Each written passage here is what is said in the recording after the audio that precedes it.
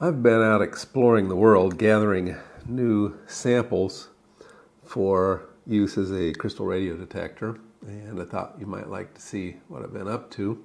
This beautiful sample right here, I believe, is from South America, and it is, what is it called? I have to look at my cheat sheet. It is rainbow kyanite, and it is basically a form of titanium ore, and it is beautiful. It is wonderful.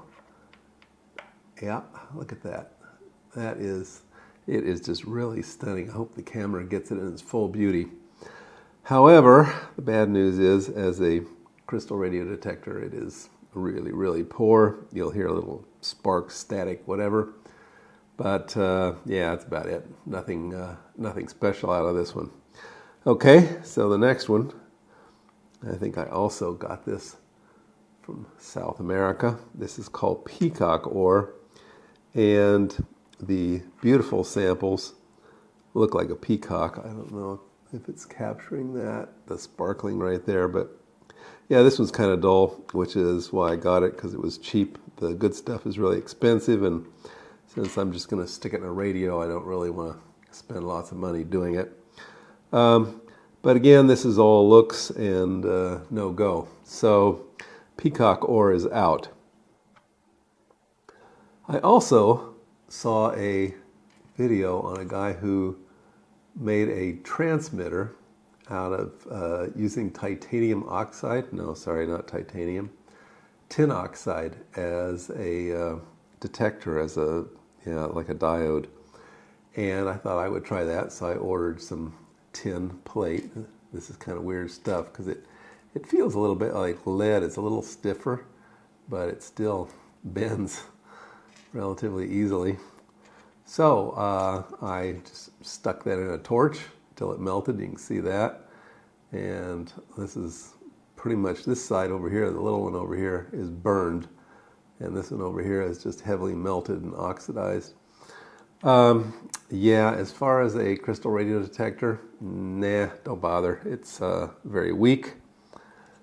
Okay, the next up is some Galina, and I believe this is from Southeast Asia. And notice how shiny and sparkly that is.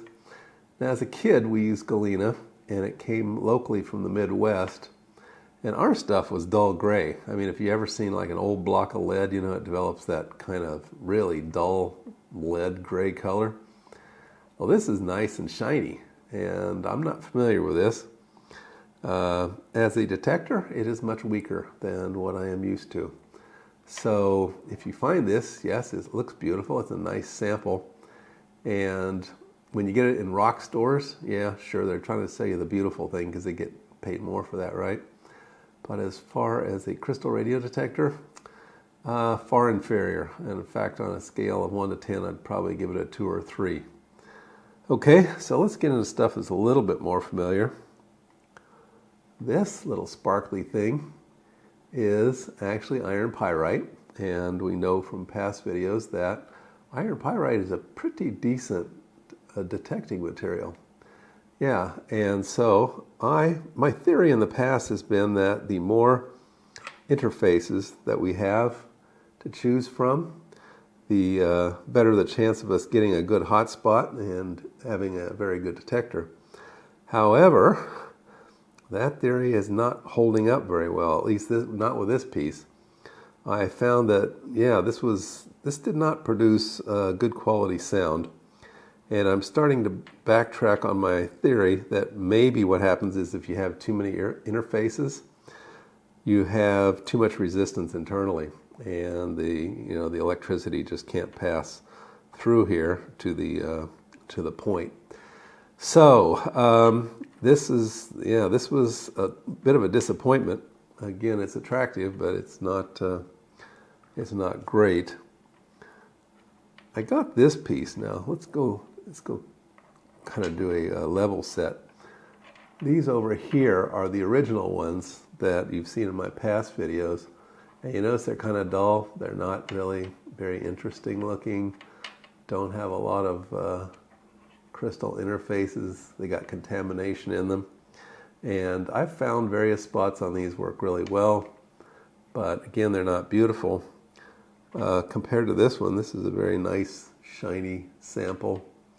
And it looked a lot like these, except, the color is a little different. You can see, it's a lot more reflective.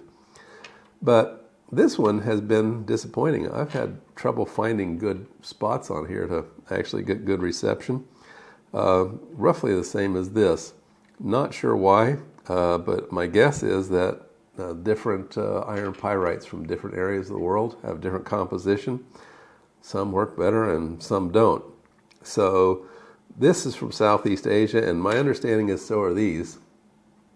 And I don't know, maybe like one's from Thailand, one's from Burma, one's from Laos, not sure. But all those regions have this kind of stuff. But yeah, if you get a sample of pyrite and it doesn't work very well, you just might try a different one, see if you can find another one. Okay, well, that was it. I'm out of samples for right now, but so far my favorite is either my old style Galena, which I don't have a sample of right now, or my original iron pyrites, which are not beautiful, but highly functional. Okay, well, that was it for this video. Hope you found it useful and interesting in your DIY crystal radio experimentation.